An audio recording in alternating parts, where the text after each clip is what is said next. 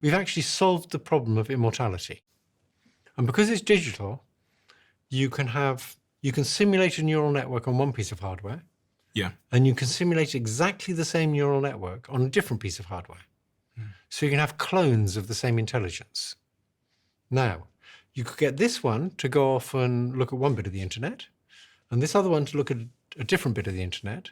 And while they're looking at these different bits of the internet, they can be syncing with each other, so they keep their weights the same, the connection strengths the same. Weights are connection strengths. So these two different copies of the same neural net are getting different experiences. They're looking at different data, but they're sharing what they've learned by averaging their weights together.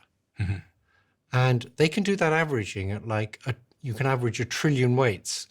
When you and I transfer information, we're limited to the amount of information in a sentence. And the amount of information in a sentence is maybe 100 bits. It's very little information. We're lucky if we're transferring like 10 bits a second. These things are transferring trillions of bits a second. So they're billions of times better than us at sharing information. And that's because they're digital, and you can have 2 bits of hardware using the connection strengths in exactly the same way. We're analog and you can't do that. Your brain's different from my brain. And if I could see the connection strengths between all your neurons, it wouldn't do me any good, because my neurons work slightly differently and they're connected up slightly differently. So when you die, all your knowledge dies with you.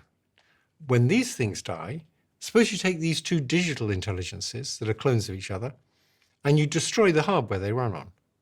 As long as you've stored the connection strength somewhere, you can just build new hardware that executes the same instructions, so it'll know how to use those connection strengths, and you've recreated that intelligence.